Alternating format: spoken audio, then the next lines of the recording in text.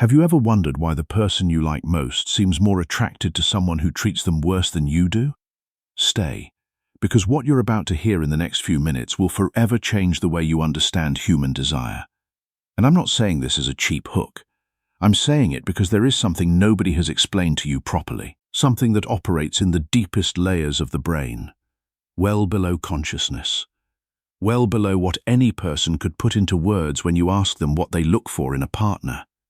Something that has been engraved in the human nervous system for millions of years and that, despite this, almost nobody knows with any precision. The Stoic philosopher Epictetus taught, "It's not what happens to you, but how you react to it that matters."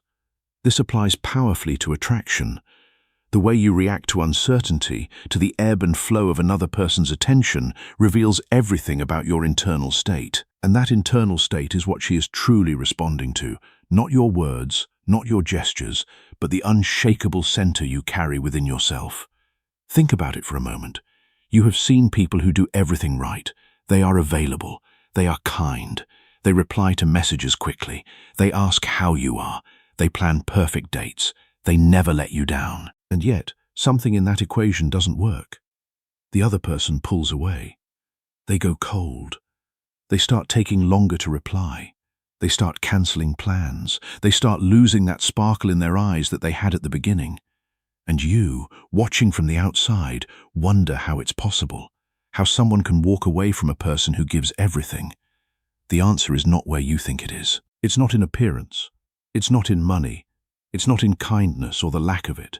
It lies in something far older, far more silent, far harder to see with the naked eye. It lies in the way the human brain processes value, risk, and uncertainty. It lies in mechanisms that were formed so long ago they have no words to describe themselves, only sensations. That sensation that everyone knows and nobody can fully explain, desire. And here comes the part that will make you most uncomfortable. Because desire does not work the way we have been told it works. It is not a prize you earn by being good enough. It is not a reward that arrives when you demonstrate sufficient loyalty or sufficient availability. Desire is, in its most primitive essence, a neurological response to something the brain cannot quite figure out, to something that escapes, that does not give itself over completely, that has a life of its own beyond you. And that changes everything. The Roman Emperor Marcus Aurelius wrote, "The soul becomes dyed with the color of its thoughts." When your thoughts are consumed by someone who is not choosing you, your soul reflects that. You become anxious, preoccupied, and distracted from your own life. But when you release that attachment, when you focus on your own purpose and growth, you become a person of substance. And that substance is what attracts others without effort. Now, before we continue, I need you to understand something fundamental. What I am going to share with you is not a manipulation manual. It is not a list of cheap tricks for making anyone suffer. What I am going to share with you is real psychology, real biology, real neuroscience. These are the mechanisms that operate in every human being, including you, including the person you like, including any living creature with an active dopamine system. Knowing these mechanisms does not make you manipulative, it makes you conscious. And consciousness is the only tool that can genuinely change something in your life. Let's start from the beginning, from the place where everything begins, from the brain. The human brain has one main function that few people understand in its full depth: to predict. The brain is not designed to live in the present. It is designed to anticipate the future, to build models of what is going to happen next, to calculate, with the information available, what comes after. And when that prediction fails, when reality does not match the model the brain had constructed, something fascinating occurs. An alert is triggered, a signal of attention, a kind of silent alarm that says, "There is something here I do not yet fully understand. There is something here that deserves more cognitive resources." That is, in very basic terms, what we call interest and sustained interest. Interest that does not resolve itself immediately. Interest that lasts beyond the first encounter. That is what eventually becomes desire. Now, think about what happens when someone is completely predictable. When you know exactly when they are going to message you, when you know exactly what they are going to say, when you know they will always be available. that they will never say no to you, that they will always prioritize time with you above everything else. What does the brain do with all of that information? It processes it, archives it, and declares it resolved. The model is complete. There is nothing left to calculate. There is no alert. There is no signal of attention. And without an alert, without a signal of attention, the brain directs its resources towards something else, towards something it does not yet fully understand, towards something that still has sharp edges, hidden angles, open possibilities. It is not cruelty. It is not injustice. It is biology. There is something researchers call the variable reward effect, and it is one of the most powerful phenomena that exist in the neuroscience of behavior. The idea is simple in its formulation, but devastating in its implications. The brain does not release the same amount of dopamine in response to a guaranteed reward as it does to an uncertain one. In fact, the dopamine it releases at the possibility of a reward, at the uncertainty of whether it will arrive or not, is significantly greater than what it releases when that reward is already certain. Casino designers know this very well. The creators of social media know it. The people who generate the most attraction around them know it, too. Intuitively, if not always consciously. Because those people, almost without intending to, function like a variable reward machine. Sometimes they are there, sometimes not. Sometimes they reply quickly, sometimes later. Sometimes they seem very interested. Other times they seem to live in another universe. And that pattern, that irregular and unpredictable rhythm, keeps the other person's dopaminergic system in a constant state of activation. And this is where many people commit the most costly mistake of their emotional lives. They believe that if they are always predictable, always consistent, always available, that will make them more attractive. They believe that consistency is synonymous with value. And they are right in one sense. Consistency is synonymous with value in friendship, in work, in family. But desire does not operate by the same parameters as friendship. Desire has its own rules, and those rules are non-negotiable because you did not choose them, and neither did anyone else. Evolution chose them. Now then, what does all of this have to do with social status? Far more than you imagine. The human being is a profoundly social species. For almost all of its evolutionary history, it lived in small groups where each individual's position within the group determined their access to resources, to allies, to survival. And in that context, one of the most reliable signals of value that existed was precisely collective recognition. The way the other members of the group treated an individual said far more about that individual than anything the individual could say about themselves. That is still operating today. It is so deeply ingrained in the neural circuit that you don't even need to think about it consciously. When a person enters a room and others make space for them, listen to them, laugh at their jokes, seek them with their eyes, something in the brain of whoever is watching that scene automatically registers a signal of value without analysis, without deliberation, just an instant response. This person has something that others recognize. And that, in terms of attraction, is extraordinarily powerful. Far more than what that person is wearing, far more than their looks, far more than any clever thing they might say, because looks can deceive and words can ring hollow, but the way others treat someone is difficult to fake. It is social proof, and the brain takes it seriously. Seneca wrote, "True happiness is to enjoy the present without anxious dependence on the future." When you are present in your own life, when you are not anxiously dependent on her approval, you become the kind of man others naturally respect. And that respect is visible, it is felt, and it is deeply attractive. Think about this honestly. Have you ever felt more curious about someone after discovering that other people admire them? Has someone who seemed perfectly interesting to you before suddenly become much more attractive after you saw them in a context where they stood out, where others listened to them, where something in the atmosphere lifted them above the noise? It is not coincidence. It is not superficiality. It is your nervous system doing exactly what it was designed to do, using information from the environment to evaluate the value of a potential partner. And the opposite is also true. There are people who, individually, when you see them alone, can seem perfectly interesting to you, but when you see them in a group where nobody seeks them out, where nobody listens to them particularly, where they pass slightly unnoticed, Something in your perception shifts without you deciding it, without you wanting it. The brain updates its model and adjusts accordingly. This has an enormous practical implication that is often overlooked. Your attractiveness does not live in you alone. It also lives in the context in which you appear, and the context, to a great extent, you can choose.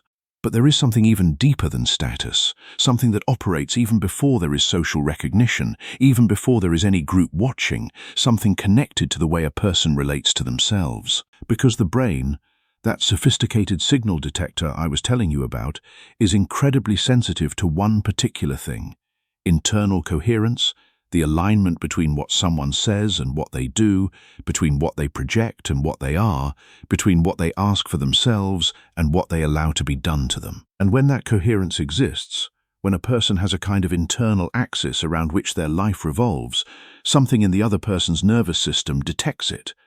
Not always consciously, but it detects it. That gets called many things. Sometimes it is called character. Sometimes it is called character. Sometimes people simply say that a person knows what they want. But in neurological and evolutionary terms, what you are detecting when you see that in someone is stability. You are detecting a system that does not depend on you to function, a system that has its own fuel, its own coordinates, its own course. And that, in terms of attraction, is almost irresistible. Because instability, excessive emotional need, dependence on the other in order to function, are not just personal characteristics. They are signals that the other person's evolutionary brain decodes instantly, as this system needs external support to sustain itself. And the evolutionary brain, always calculating costs and benefits, registers that as a potential burden. While the person who seems to sustain themselves, who seems to have their own resources, who seems to not need you in order to be okay, that person activates something very different. It activates the desire to draw closer. Now, you might be thinking, but that is not fair. It should be the other way around. The person who needs the most, who gives the most love, who gives themselves the most, should be the most attractive. And I completely understand you. From a rational point of view, from a moral point of view, from the standpoint of what a healthy and balanced relationship should be, you are right. But desire is not rational. Desire does not know justice or morality. Desire is an evolutionary mechanism that formed in a very different context from the one we live in today, with its own logic that did not ask permission to exist. And recognizing that does not mean surrendering to that logic. It means understanding it well enough to be able to work with it consciously, instead of fighting against it without even knowing it exists. The Stoic path is not to deny human nature, but to understand it and work within its boundaries. Epictetus taught, "No great thing is created suddenly." This applies to the process of understanding desire. It is not something you master overnight. It is a gradual process of observation, reflection, and self-cultivation. And each step you take brings you closer to the kind of man who naturally attracts rather than chases. Let's talk now about challenge, the concept that generates the most misunderstandings in this entire domain. Because when people talk about challenge in the context of attraction, many interpret it as an invitation to be unpleasant, to make someone suffer, to deliberately ignore someone. And that is a complete distortion of what challenge means in psychological terms. The real challenge has nothing to do with mistreatment. It has to do with perceived value. And perceived value is intimately linked to the effort something requires. There is a principle in psychology known as cognitive dissonance, which in this context operates in a very specific way. When a person invests time, energy, attention, or resources in another person, their brain needs to justify that investment. And the most efficient way the brain has to justify it is by increasing the perceived value of the object of that investment. In other words, the more you have invested in someone, the more valuable that person seems to you. Not because reason has decided it, but because the brain needs everything to make sense. This explains something many people have experienced without being able to explain it. That strange sensation of desiring someone more precisely after that person has generated a certain anguish in you, a certain uncertainty, a certain effort. It is not masochism, even though it looks like it. It is your brain retroactively justifying the energy it has already invested.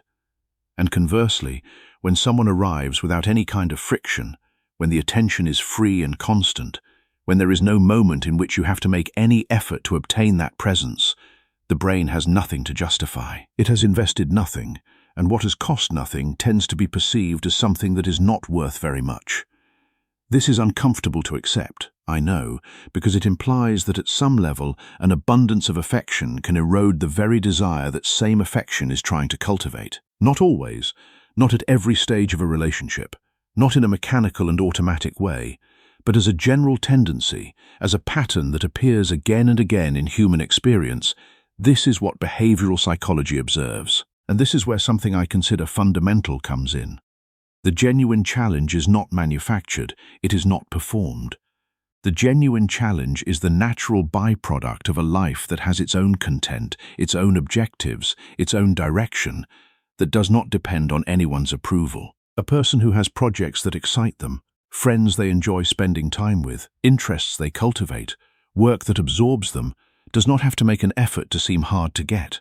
They simply are, organically, because their time and attention are genuinely limited and genuinely valuable to themselves. And that, which might seem like a minor detail, changes everything in terms of how others perceive them, because the people around you detect the difference between someone who pretends not to be available and someone who genuinely has other important things in their life. They don't know exactly what they detect, but they detect it. The body says, what performance cannot fake? There is something that neuroscience in recent years has begun to study in much more detail: the human capacity to detect authenticity. We have neural circuits that are extremely sensitive to inconsistencies between what someone communicates verbally and what they communicate through their tone, their posture, their gaze, their micro-expressions. Those circuits evolved precisely to detect deception in social environments where deception had serious consequences, and they are still active. They are still working. They are still capturing signals of inconsistency that never reach the level of consciousness, but that powerfully influence how we feel about someone. That is why the person who tries to seem secure when they are actually desperate, who tries to seem disinterested when they are actually hanging on the other person's every move, generates a kind of noise in the other's perception. Something that does not quite fit. Something that makes the general feeling slightly uncomfortable without being able to pinpoint exactly why. While the person who is genuinely okay with themselves, who genuinely has things that matter to them, who genuinely does not need the other's validation to function, that person generates something very different. A kind of clarity. A consistency that is perceived without being analyzed. A signal that the other person's brain translates without words as there is something solid here. And that attracts, in a visceral way, in an involuntary way, in a way that goes far beyond what any conversation could achieve. I need us to pause for a moment here because there is something I have not mentioned so far that is absolutely central to understanding everything we are talking about. Something that operates beneath all of these mechanisms and that in a sense explains all of them. The fear of losing is, neurologically speaking, significantly more potent than the pleasure of gaining. Behavioral economics has demonstrated this time and again, with experiments showing that people tend to prefer not losing €10 to the possibility of gaining 20. The asymmetry is real and is consistent across cultures and contexts. The brain weighs potential losses disproportionately compared to equivalent gains. What does this have to do with attraction? Everything. When someone is completely available, when there is no possibility of losing that presence, when you know with certainty that they will always be there regardless of what you do or don't do, the fear of losing is not activated, and without that fear, without that slight tension generated by the possibility that something might not continue, desire loses one of its most powerful engines. On the other hand, when there is a certain uncertainty, when the other person's presence is not perfectly guaranteed, when there are moments when that person has their own life and is not necessarily available to you, the brain registers a possibility of loss. And that possibility activates circuits that increase attention, increase interest, increase the perceived value of something that might not always be there.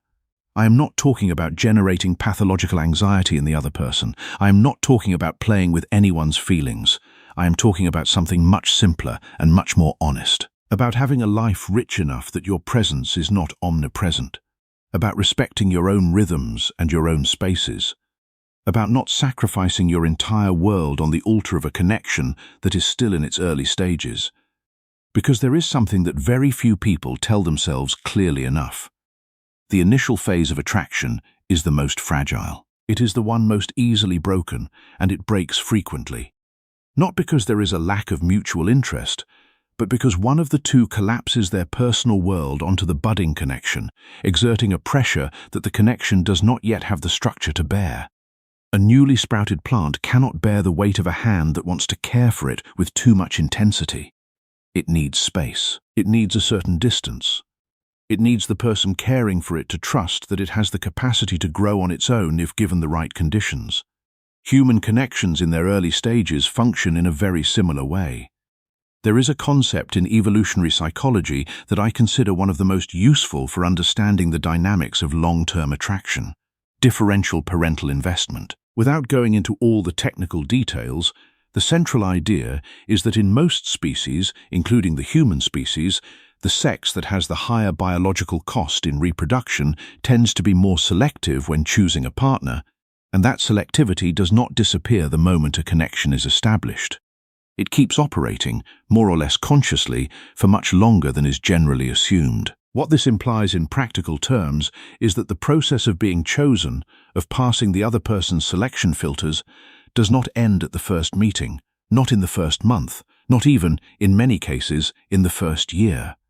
The evaluation continues, and the criteria of that evaluation, although they evolve over time with trust, never disappear entirely. That is why people who assume that once a connection is established, there is no longer any need to keep being interesting, no longer any need to keep having their own projects, no longer any need to keep growing as individuals, often find with bewilderment that the other person's desire gradually fades without any apparent conflict, without any betrayal, without any concrete reason to point to. The reason is that they stopped being a living thing in motion and became an element of the landscape.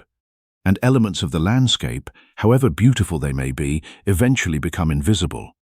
This brings us to something I want you to consider very carefully, because it is probably the most countercultural thing we will discuss today.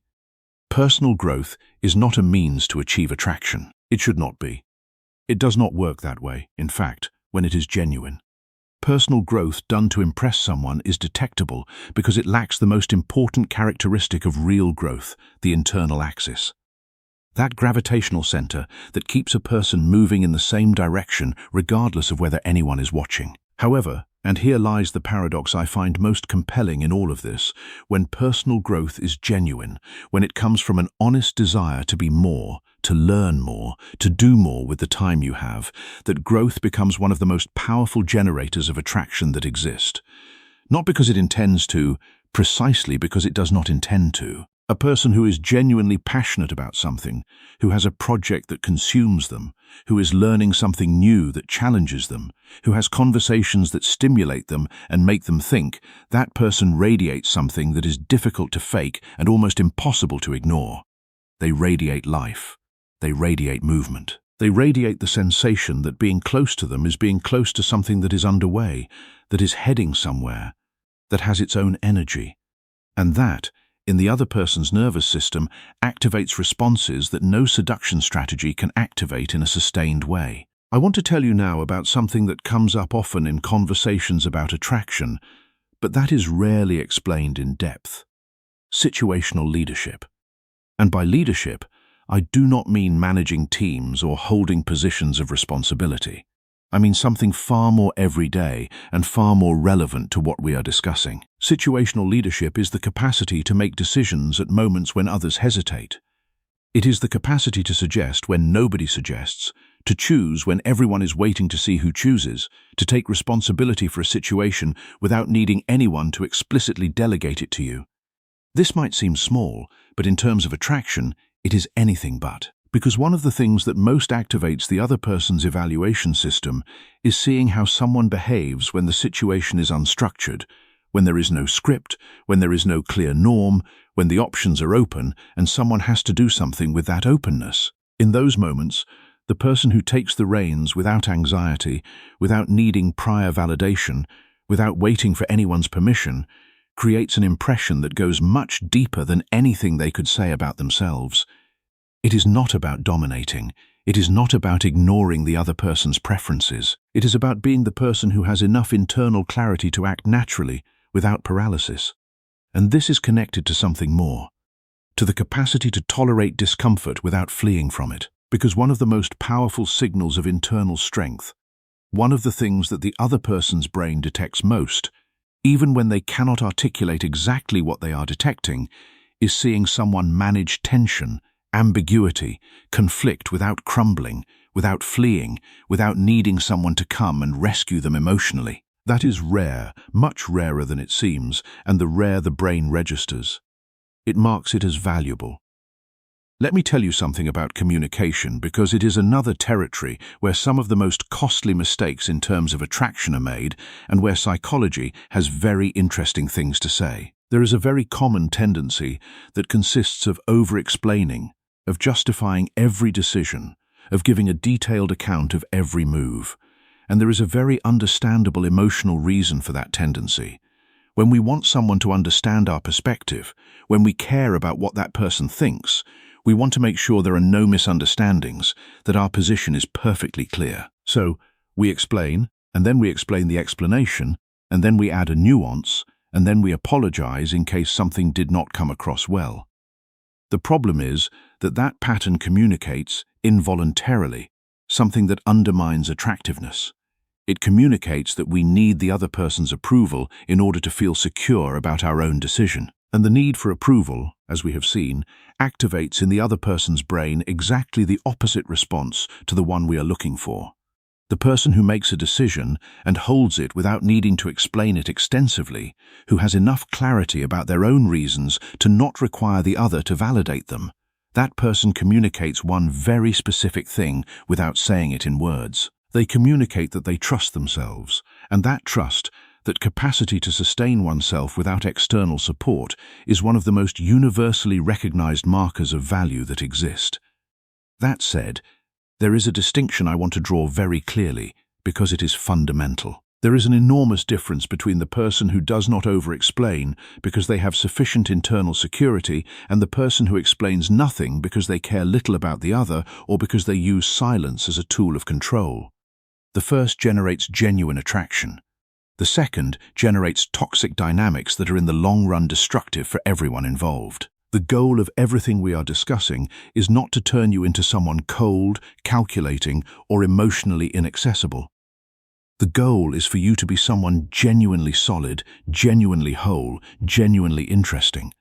A person who has so much within themselves that they do not need to constantly empty their inner world in front of the other in order to get attention. Because there is something most people do not see until it is too late. Attraction that is based on mutual need has a very clear expiry date.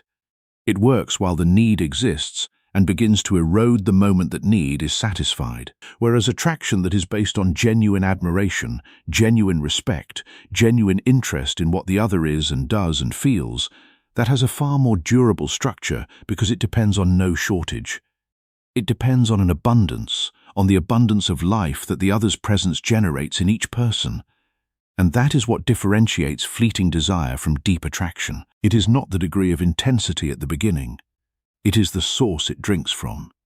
If it drinks from uncertainty and novelty alone, it runs dry when the uncertainty is resolved and the novelty disappears. If it drinks from real admiration for who the other person is, that source does not run dry because people who keep growing, who keep surprising, who keep being interesting to themselves, keep being interesting to those around them. This brings me to the last point I want to touch on today, and which is perhaps the most important of all, even though it seems the simplest. Everything we have talked about, the mechanisms of uncertainty, the effect of social status, the logic of challenge, the importance of the internal axis, the power of situational leadership, all of it has a common core, a shared denominator that appears beneath each of those concepts when you examine them with sufficient depth. And that denominator is this. The most genuinely attractive people are not that way because they have learned to manage other people's perceptions. They are that way because they have learned to manage their own relationship with themselves.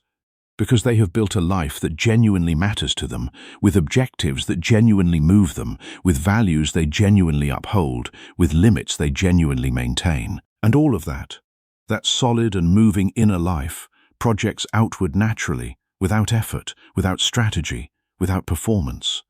You cannot pretend to be a whole person for very long. Sooner or later, reality asserts itself. But if you truly are a whole person, if you truly have a rich inner world, if you truly have projects that excite you and values you defend, and a direction in life that you respect, you do not need to pretend anything. Attraction comes on its own as the natural consequence of what you are, not of what you appear to be. And that, if you think about it, is the best possible news, because it means that the most important work is not outside of you. It is not in learning techniques, or memorizing strategies, or acting in a particular way to achieve a specific reaction. The most important work is inside, in knowing yourself, in growing, in building yourself with the same seriousness and the same dedication you would give to any other project that genuinely matters to you. The people you most admire, those who seem to have something magnetic without knowing exactly what it is, are almost never thinking about how to attract anyone. They are thinking about their next project, about the conversation they just had, about the book they are reading, about the problem they are trying to solve. And that absorption in their own life, that full presence in their own world, is precisely what makes others want to come closer. The greatest mystery of attraction is not a mystery at all. It is a consequence. The consequence of being genuinely someone worth knowing. And that, unlike any technique or any strategy, is completely in your hands. The Stoic emperor Marcus Aurelius wrote, "The soul becomes dyed with the color of its thoughts." When you cultivate thoughts of purpose, growth, and self-respect, your soul reflects that, and she will see it, she will feel it, and she will be drawn to it. Because in a world of men who are chasing, a man who is centered in himself is a rare and precious thing. Be that man. Build that life, and watch how everything changes. If you made it to the end of this video, comment, "I made it to the end," and I will personally reply to you myself. And if this resonated with you, subscribe to be part of the journey, and like it if you enjoyed it.